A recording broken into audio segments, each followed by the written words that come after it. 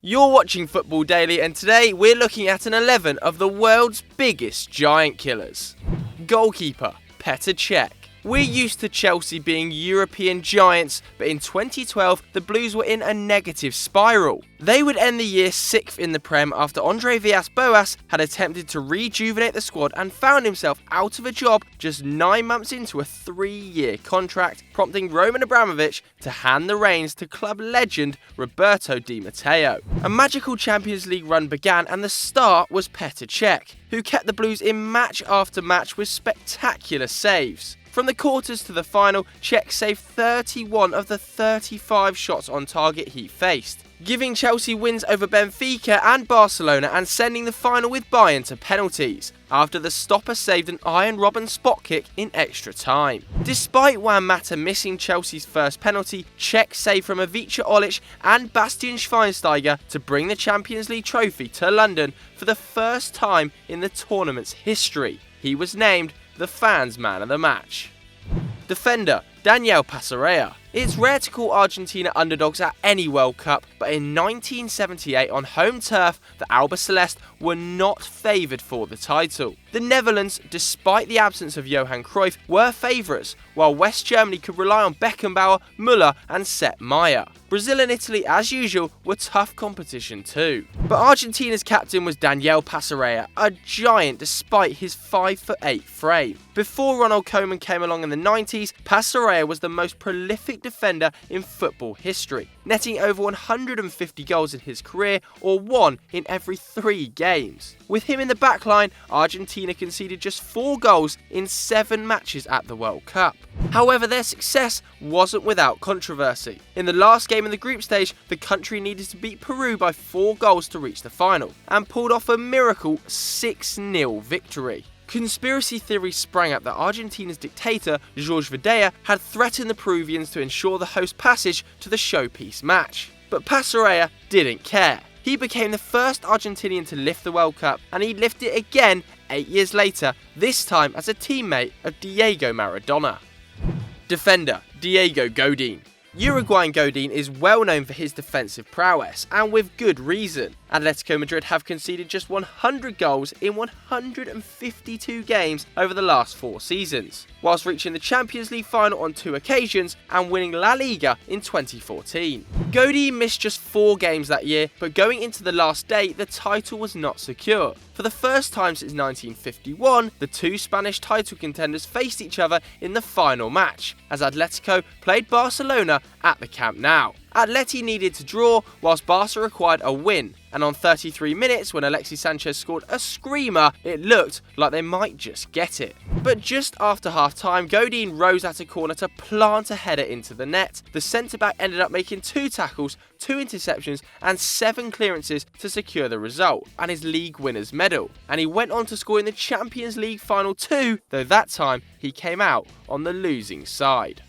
Defender Traiano Dias. By now you all know the story of Greece at Euro 2004. The Blue and Whites knocked out Portugal, France and the Czech Republic on their way to the only silverware in their history, and it was a success built on defence, with Zidane, Figo, Henry and Raul all kept at bay. Dias played every minute of the tournament as Greece conceded just 4 goals in 6 games, all of them coming in the group stage. A 6'5" centre-back, the defender also made a difference at the other end too, scoring an extra time winner against the Czech Republic in the semis to send the underdogs into the decider. Other than the Euros, Dias only won 2 Greek Cups as a player, despite spending 3 years with Roma. He enjoyed greater success as a coach though, taking charge of former club AEK Athens between 2013 and 2015, and getting the 2-headed eagle promoted back to the top flight after a shock relegation. Right midfield, Lakhdar Belloumi. Considered the greatest Algerian player of all time, Belloumi is credited with the invention of the no-look pass and won a domestic title in his homeland in the 80s. He won exactly 100 caps for Algeria and in 1982 helped them reach the World Cup for the first time. They wouldn't get out of the group, but Belloumi's name would become immortal. In the Desert Warriors' first match of the tournament, they faced West Germany, champions 8 years earlier and destined to reach the final that year. The German coach said that if Die Mannschaft didn't win the game, he would be on the first train home. Up against Karl-Heinz Rummenigge, who had only just won the Ballon d'Or, Belloumi proved himself a worthy opponent. He created one and scored a second as Algeria ran out 2-1 winners, time and again finding gaps in the Germans' defence and giving the nation the greatest night in their football history. He dedicated the result to the Algerian people, who that year celebrated their 20th anniversary of independence from France. Central midfield, Ian Porterfield. Though 6 times English champions, Sunderland's last trophy came in 1973 in the FA Cup. Their opponents in the final were Leeds, who had won the Cup the previous year, would win the league the next year and reach the European Cup final the season after that. The Black Cats, meanwhile, were in the second tier and were taking over 3 campaigns to return to the top flight. Strangely, it was the first division team which played dirty, with Leeds crunching into early tackles. But half an hour in, a mix-up at a corner saw the ball fall to Sunderland midfielder Ian Porterfield, who hooked in a volley to give the underdogs the lead. Despite a Yorkshire onslaught in the second half, keeper Terry Montgomery kept his clean sheet, and Sunderland won the trophy. The only team in the 20th century to lift the FA Cup without an international player in the lineup. Porterfield went on to become a coach, succeeding Sir Alex Ferguson at Aberdeen before managing no fewer than 5 international sides, including Zambia and Armenia. In 1993, he became the first coach to be fired in the Premier League when Chelsea gave him the boot. Central midfield, Costinha. Louis van Gaal and Jose Mourinho are the only 2 men to win the Champions League with a team outside the top 5 leagues since the competition ceased to be the European Cup. Mourinho achieved that incredible feat in 2004 with Porto, but Porto's coronation might never have come, and Jose Mourinho might never have joined Chelsea that summer if things had gone differently in the Champions League second round. The Dragons had come second to Real Madrid in the group and so faced Man United in the round of 16. Mourinho's men ran out 2-1 winners in the first leg in Portugal, leaving the tie finely poised. And United went off like a rocket in the second leg, with Paul Scholes scoring and having a second wrongly ruled out before half-time. Porto had to score to avoid defeat on away goals, so step forward Costinha, a title winner in France and Portugal, to smash home in the 90th minute after Tim Howard fumbled Benny McCarthy's free kick, and Mourinho celebrated with his iconic run down the touchline. Porto didn't face a tough opponent for the rest of the tournament, with Lyon, Deportivo and Monaco all swept aside before they lifted the trophy. Left mid, JUNG-HWAN. South Korea's JUNG-HWAN was always popular in his home nation. Married to a former Miss Korea and nicknamed the Lord of the Ring because of his habit of kissing his wedding ring after scoring, Ahn was a genuine celebrity, and after retiring had a second career in film and TV. An attacking midfielder who could also play wide, Ahn represented South Korea at the 2002 World Cup, helping them get out of the group for the first time ever. In the second round, they met Italy, who 2 years earlier had reached the final of Euro 2000, and had a fearsome backline including Buffon, Panucci and Zambrotta. The Italians took the lead, but South Korea levelled with 2 minutes to go, taking the match to extra time. With 3 minutes left on the clock and Italy down to 10 after the dismissal of Francesco Totti, Ahn leapt above the great Paolo Maldini to nod in the winner. The country erupted. The Koreans ended up making the semis, but Ahn would pay the price for his winner. At that point, playing in Italy with Perugia, he was sacked by the club after the tournament, with club chairman Luciano Gaucci saying, "I have no intention of paying a salary to someone who has ruined Italian soccer." Forward, Joe Gaetjen. In 1950, England were one of the best football teams in the world.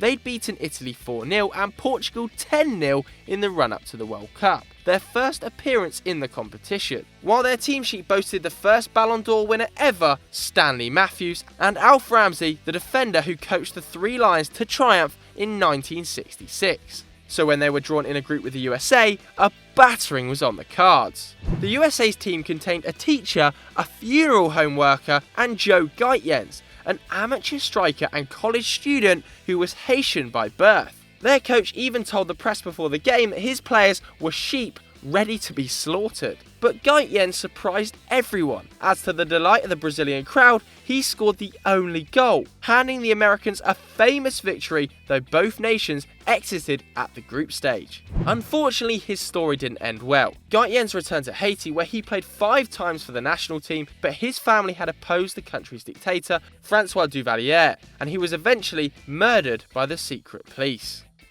Forward, Toni Kurbos. In the 88-year history of La Liga, just 3 men have scored hat-tricks against Barcelona. But in the European Cup Winners' Cup back in 1984, Kurbos humbled the Catalans. A Slovenian playing for French minnows Metz, Kurbos and his teammates headed to the Camp Nou, having lost their first leg 4-2 at home and suffered 6-0 and 7-0 defeats in their previous 2 Ligue 1 matches. And that poor form continued in the opening half an hour in Spain, as Metz conceded again, leaving them needing 4 goals to go through. But Kurbos was about to have the game of his life. Firstly, he drilled home from a tight angle, then forced an own goal with a cross. A spectacular night from the defence prevented Barca putting the game beyond doubt, and Kurbos rounded the keeper to bring the aggregate score level. But with 5 minutes to go, Metz remained behind on away goals. That was until Kurbos found space in the box to rifle in a pullback and send the travelling fans wild. Midfielder Vincent Brasigliano said, "Afterwards, we saw the Barca players leaving in their Porsches and Ferraris, whilst we all drove Citroën 2CVs and Renaults. We weren't much compared to them, but the 2CV had beaten the Ferrari."